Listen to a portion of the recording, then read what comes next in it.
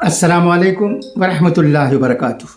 अदायगी क़र्ज़ का एहतिमाम कीजिए। अल्हम्दुलिल्लाहि वकफ़ा वसलामुन अला इबादिहिल्लज़ीना इस्तफ़ा, अम्मा बअद, फ़क़द क़ाल रसूलुल्लाहि सल्लल्लाहु अलैहि वसल्लम, मन अख़ज़ अम्वालन नासि युरीदु अदानहा अद्दल्लाहु अन्हु व मन अख़ज़ युरीदु इत्लानहा अत्लफ़हुल्लाह। इस हदीस का इंतखाब क्यों? बुज़ुर्गान मोहतरम, ये एक हदीस है इसमें हुज़ूर अकरम सल्लल्लाहु अलैहि वसल्लम ने अपनी उम्मत को एक ज़रूरी बात की तरफ मुतवज्जा दिलाई है, मगर बावजूद ज़रूरी होने के हम इससे मुताल्लिक़ बहुत गफलत में हैं। इसी वजह से मैंने इस वक्त बयान के लिए इस हदीस का इंतखाब किया है। चुनाचे इस हदीस का तर्जुमा सुनिए। फरमाते हैं, जो शख्स लोगों का माल अदा करने के इरादे से क़र्ज़ ले तो अल्लाह ताला उसकी जानिब से उसको अदा फरमा देंगे, और जो शख्स किसी का माल दबा लेने और हड़प कर लेने के इरादे से बतौर क़र्ज़ ले तो अल्लाह ताला उसको तल्फ़ और ख़त्म फरमा देंगे। क़र्ज़ लेते वक्त नीयत को दुरुस्त रखने की ज़रूरत। इस हदीस में हुज़ूर अकरम सल्लल्लाहु अलैहि वसल्लम ने क़र्ज़ लेने से मना नहीं फरमाया, बल्कि क़र्ज़ लेते वक्त नीयत को दुरुस्त रखने की ताकीद फरमाई है कि इंसान को चाहिए कि क़र्ज़ लेते वक्त पुख्ता इरादा करे कि मैं इसको फ़ौरन अदा कर दूँगा, तो उसकी इस नीयत की बरकत से अल्लाह ताला की मदद उसके साथ हो जाएगी, यानी आमदनी के ज़राए वसी हो जाएंगे और अदा करने की शक्ल और सूरत निकल आएगी, और ऐसे शख्स के माल में बरकत भी होगी। इसके बरखिलाफ़ अगर क़र्ज़ लेते वक्त या उसके बाद नीयत ख़राब हो गई तो अल्लाह ताला उसको और उसके माल को तल्फ़ और ख़त्म फरमा देंगे। तरह तरह के नित नए खर्च उसके सामने आएंगे, कहीं मुकदमा खड़ा हो जाएगा और सब आमदनी वकील और स्टाम्प पेपर पर सर्फ हो जाएगी, या कहीं कोई बीमारी ऐसी लग जाएगी कि सारी कमाई हकीमों, डॉक्टरों और दवाइयों की नज़र हो जाएगी। बेबरकती इसी का नाम है, इसी का नाम बेबरकती है, लेकिन इस किस्म के लोग इसको बजाय ऐब के कमाल समझते हैं, हालांकि यह सब उनकी बदनीयती का वबाल है, और ये लोग ऐसा करके अपने को बहुत होशियार भी समझते हैं। हालांकि तजुर्बा शाहिद कि इस तरह जमा की हुई रकम फलती फूलती नहीं। अगर एक पुश्त उससे फ़ायदा भी उठा ले तो दूसरी तीसरी पुश्त पर उसका असर ज़रूर पड़ जाता है, और रईस बाप दादा की औलाद कोड़ियों की मोहताज हो जाती है। अदायगी क़र्ज़ के लिए फ़िक्र व एहतिमाम ज़रूरी। दोस्तों और बुज़ुर्गों, क़र्ज़ की अदायगी के लिए फ़िक्र और अज़्म निहायत ज़रूरी है, और तजुर्बा है कि जिस पर फ़िक्र और गम सवार हो जाता है उसका क़र्ज़ अदा भी हो जाता है, और जिन लोगों का क़र्ज़ अदा नहीं होता उसका असल सबब यह है कि उनको उसकी फ़िक्र ही नहीं होती। आज आम तौर से देखा जाता है कि मुसलमान इसी किस्म की बदमामलगी के शिकार हैं। किसी से क़र्ज़ लेकर न देना तो मामूली सी बात हो गई है, लेते तो हैं क़र्ज़ के नाम से, उसी वक्त उनके दिल में गसब और ख़यानत का ख़याल पोशीदा रहता है, जो कि आइन निफाक है।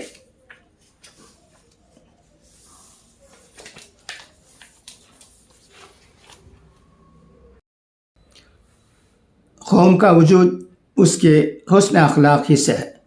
میرے دوستو، بزرگوں، ہماری قوم آج اپنے انہی بد اخلاقیوں کی وجہ سے ذلیل و خوار ہوتی چلی جا رہی ہے، مگر اسے اس بات کا کچھ احساس ہی نہیں ہے۔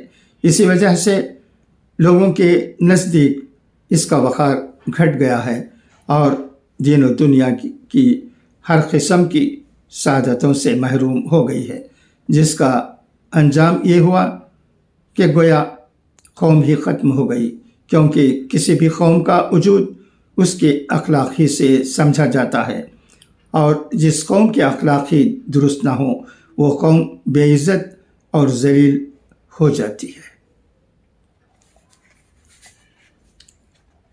کسی شاعر نے کہا ہے، امتوں اور اقوام کا وجود اخلاق ہی سے ہوا کرتا ہے۔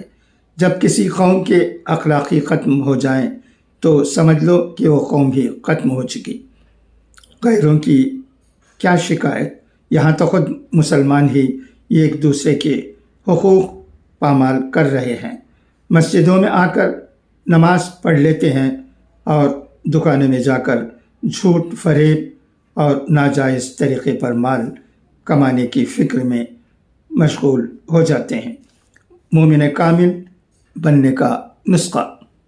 میرے دوستوں اور بزرگوں، خوب یاد رکھو کہ ہم اس وقت تک ہرگز کامل اور سچے مسلمان نہیں بن سکتے جب تک کہ ہم اللہ تعالیٰ اور اس کے بندوں کے حقوق کو پوری طرح ادا نہ کریں گے۔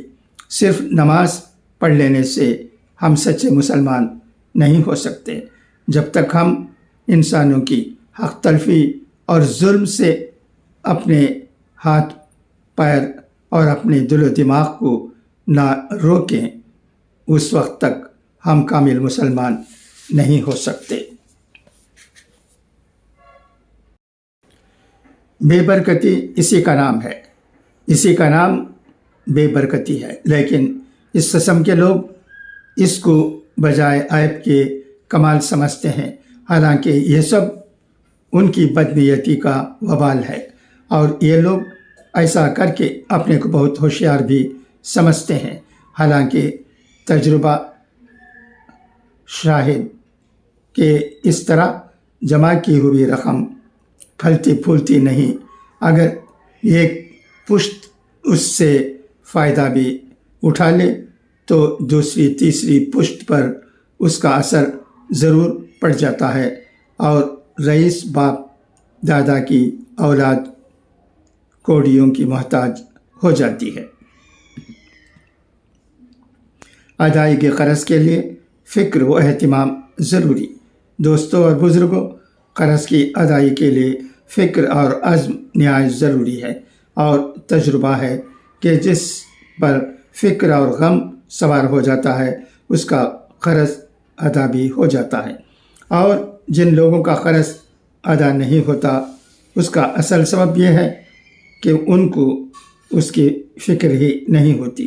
آج عام طور سے دیکھا جاتا ہے کہ مسلمان اسی قسم کی بد معاملگی کے شکار ہیں۔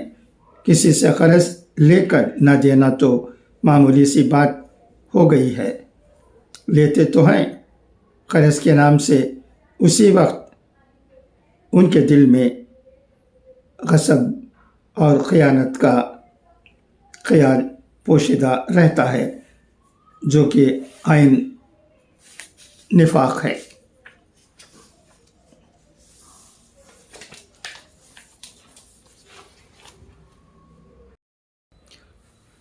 قوم کا وجود اس کے حسن اخلاق ہی سے ہے۔ میرے دوستو، بزرگوں، ہماری قوم آج اپنے انہی بد اخلاقیوں کی وجہ سے ذلیل و خوار ہوتی چلی جا رہی ہے، مگر اسے اس بات کا کچھ احساس ہی نہیں ہے۔ اسی وجہ سے لوگوں کے نزدیک اس کا وقار گھٹ گیا ہے، اور دین و دنیا کی ہر قسم کی سعادتوں سے محروم ہو گئی ہے، جس کا انجام یہ ہوا کہ گویا قوم ہی ختم ہو گئی، کیونکہ کسی بھی قوم کا وجود اس کے اخلاق ہی سے سمجھا جاتا ہے، اور جس قوم کے اخلاق ہی درست نہ ہوں وہ قوم بے عزت اور ذلیل ہو جاتی ہے۔ کسی شاعر نے کہا ہے، امتوں اور اقوام کا وجود اخلاق ہی سے ہوا کرتا ہے۔ جب کسی قوم کے اخلاق ہی ختم ہو جائیں تو سمجھ لو کہ وہ قوم بھی ختم ہو چکی۔ غیروں کی کیا شکایت، یہاں تو خود مسلمان ہی ایک دوسرے کے حقوق پامال کر رہے ہیں۔ مسجدوں میں آ کر نماز پڑھ لیتے ہیں اور دکانوں میں جا کر جھوٹ فریب اور ناجائز طریقے پر مال کمانے کی فکر میں مشغول ہو جاتے ہیں۔ مومن کامل بننے کا نسخہ۔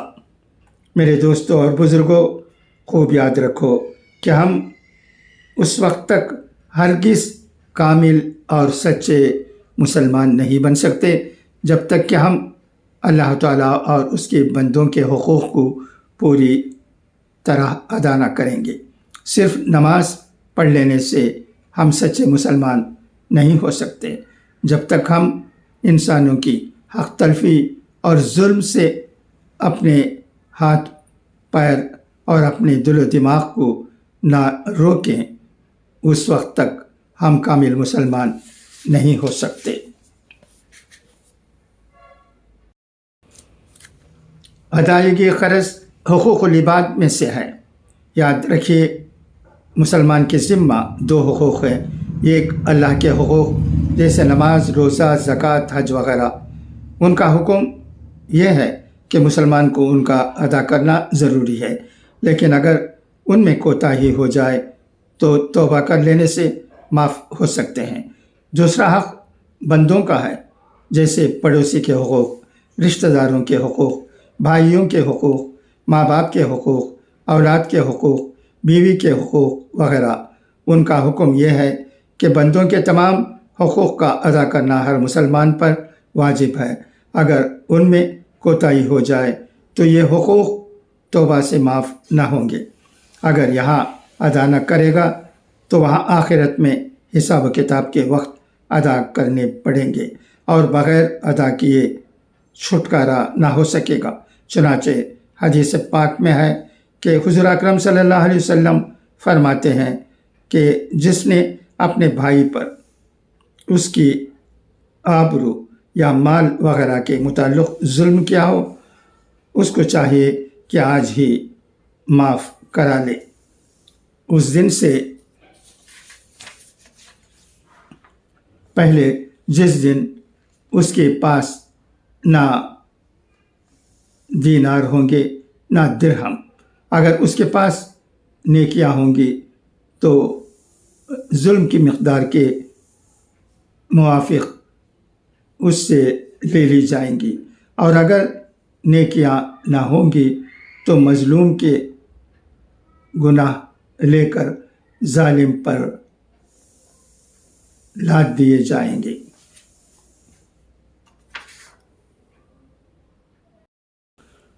حقوق العباد میں کوتاہی کا نتیجہ۔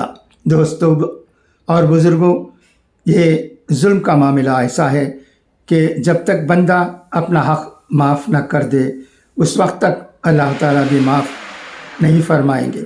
اللہ تعالیٰ اپنے حقوق تو معاف کر دیتے ہیں، مگر بندوں کے حقوق جب تک وہ معاف نہ کرے اللہ تعالیٰ معاف نہیں کرتے۔ یہ بہت بڑی بات ہے جس کا استحضار ہمیشہ ہم سب کو ہونا چاہیے۔ آپ کے ذمہ ایک مقدمہ ہے۔ سلطان محمود غزنوی بڑے عادل اور غازی بادشاہ تھے۔ ایک مرتبہ انہوں نے خواب میں ایک عالیشان خوبصورت جنت کا محل دیکھا۔ فرشتوں سے پوچھا کہ یہ محل کس کے واسطے ہے؟ فرشتوں نے کہا محمود غزنوی کے لیے ہے۔ انہوں نے کہا پھر مجھے اندر جانے دو، میں اپنے محل کو دیکھوں۔ فرشتوں نے کہا ابھی آپ کو اندر جانے کی اجازت نہیں، آپ کے ذمہ ایک مقدمہ ہے، اس کا صحیح فیصلہ ہو جائے تو پھر اندر جانے کی اجازت ہے۔ مقدمہ کی تفصیل: محمود غزنوی نے پوچھا کیا مقدمہ ہے؟ تو فرشتوں نے ایک چابک جو دیوار سے لٹکا ہوا تھا دکھلا کر کہا، تم نے اس کوڑے سے ناحق ایک ملازم کو مارا ہے، جب تک اس کا حق ادا نہ ہو جائے آپ جنت میں نہیں جا سکتے۔ بس یہ سن کر محمود غزنوی تو کانپ ہی گئے اور گھبراہٹ سے آنکھ کھل گئی۔ صبح تک بے تابی کے ساتھ کروٹیں بدلتے رہے۔ جب صبح ہوئی تو اس ملازم کو بلا کر چابک اس کے سامنے ڈال دیا اور کہا، تیرا جتنا جی چاہے مجھے اس سے مار لے، اور آگے ہاتھ جوڑے کہ اللہ کے لیے تو اپنا بدلہ لے لے، ورنہ میں جنت سے محروم ہو جاؤں گا۔ ملازم نے کہا، حضور مجھ پر ایک تو وہ ظلم ہوا تھا، اس سے بڑھ کر آپ دوسرا ظلم یہ کرتے ہیں کہ مجھ سے انتقام کو فرماتے ہیں۔ ملازم قدموں میں گر پڑا اور کہا کہ میں نے جہاں پناہ کو معاف کیا، آپ بالکل بے فکر رہیں۔ مگر اس سے محمود غزنوی کی تسلی نہ ہوئی، اس کو بہت سارا انعام دیا جس سے وہ خوش ہوا۔ تب جا کر محمود غزنوی کو چین آیا۔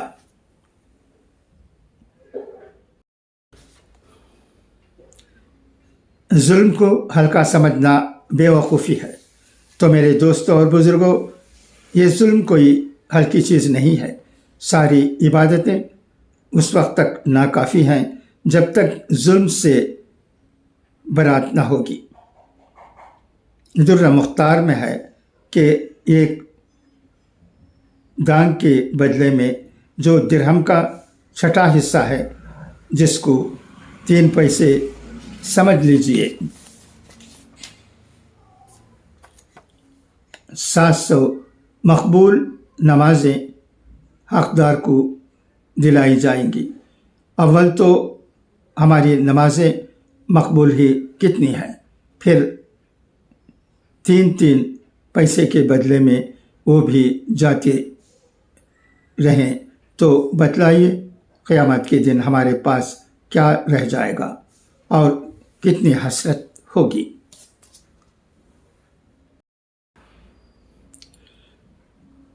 قرض محبت کی خینچی ہے۔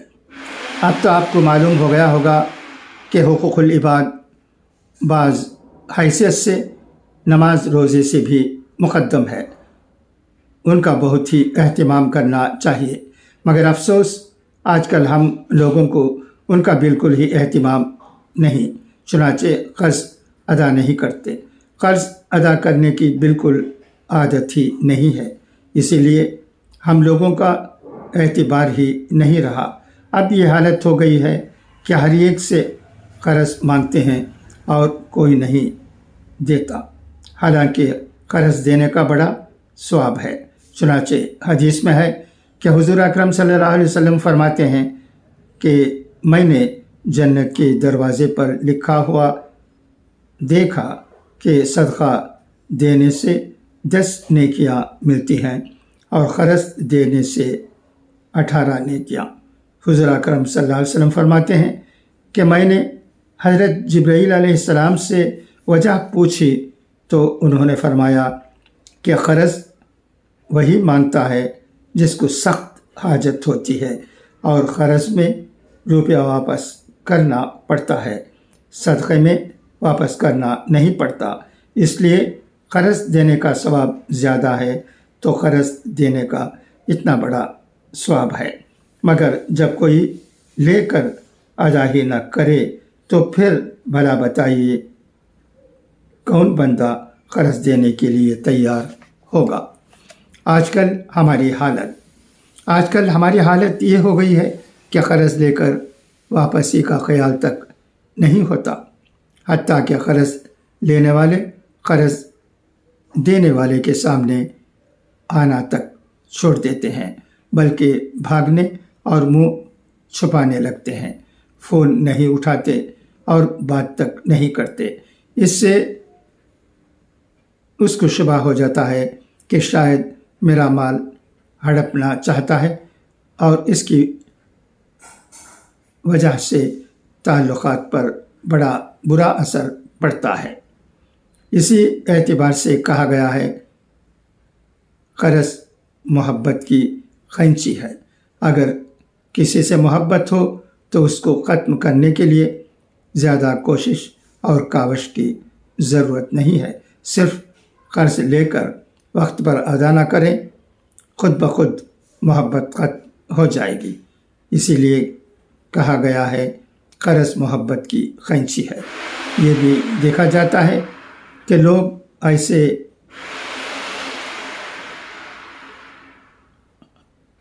واقعات ہوتے ہیں کہ باوجود قدرت اور استطاعت کے قرض ادا کرنا گویا جانتے ہی نہیں۔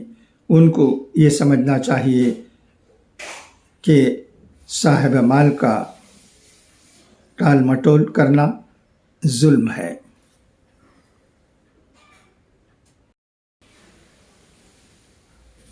جب قوم کا کوئی یہ بھی نادانی کرتا ہے، میرے دوستوں اور بزرگوں، ادائے حقوق کے باب میں آج مسلمانوں سے جو کوتاہی ہو رہی ہے وہ سب کو معلوم ہی ہے۔ آمدنی کے ذرائع میں سے سب سے آسان اور سہل ذریعہ آج یہی قرض تھا، لیکن اپنی بدعقلی اور کم فہمی کی وجہ سے مسلمانوں نے اس کو بھی اپنے اوپر تنگ کر لیا، یعنی قرض کے سلسلے میں لوگوں نے صاحب حق کو ایسا پریشان کیا ہے کہ جس کے پاس سے بھی ایک دفعہ قرض لے آتے ہیں وہ دوبارہ دینے کے لیے کان پکڑ لیتا ہے۔ انسان کو ضرورت پیش آتی ہی ہے اور بعض مرتبہ وہ قرض لینے پر مجبور بھی ہوتا ہے۔ ایسی صورت میں کوئی اللہ کا بندہ ثواب کے خیال سے قرض دے دیتا ہے، جس سے اس کو بھی ثواب ملتا ہے اور لینے والے کا بھی کام بن جاتا ہے۔ لیکن جب لوگ اپنا اعتبار ہی کھو دیں گے تو اس کا انجام یہ ہوگا کہ ان کی وجہ سے دوسرے نیک لوگوں پر سے بھی اعتبار اٹھ جائے گا۔ شیخ سعدی نے کیا خوب کہا ہے، جب قوم کے کسی آدمی نے بیہودہ کام کر دیا تو اس قوم کے نہ چھوٹے کی عزت باقی رہتی ہے نہ بڑے کی۔ قرض ادا کرنے کا طریقہ، میں نے ابتدا میں جو حدیث پڑھی تھی اس میں حضور اکرم صلی اللہ علیہ وسلم نے قرض ادا کرنے کا طریقہ بتلایا ہے۔ وہ یہ کہ ضرورت پر قرض لے لے تو اسی وقت انسان کو چاہیے کہ نیت درست رکھے اور پختہ ارادہ کر لے کہ میں اس کو فوراً ادا کر دوں گا، تو اس کے نیت کی درستگی کی برکت سے اللہ تعالیٰ کی مدد اس کے ساتھ ہو جائے گی اور اس کے لیے اللہ تعالیٰ کی طرف سے کوئی نہ کوئی سبیل نکل آئے گی، جس سے آسانی کے ساتھ اس کا قرض ادا ہو جائے گا۔ اس کے برخلاف اگر قرض لیتے وقت یا اس کے بعد نیت خراب ہو گئی تو سمجھ لو اللہ تعالیٰ اس کو اور اس کے مال کو تلف اور ختم فرما دیں گے۔ اس حدیث کا یہی ماحصل ہے جس کو میں نے مختصراً آپ کی خدمت میں عرض کر دیا۔ بس اب میں اپنی بات کو ختم کرتا ہوں۔ دعا کیجیے کہ اللہ تعالیٰ ہمیں ان باتوں پر عمل کرنے کی توفیق عطا فرمائے۔ آمین۔ وآخر دعوانا ان الحمد للہ رب العالمین۔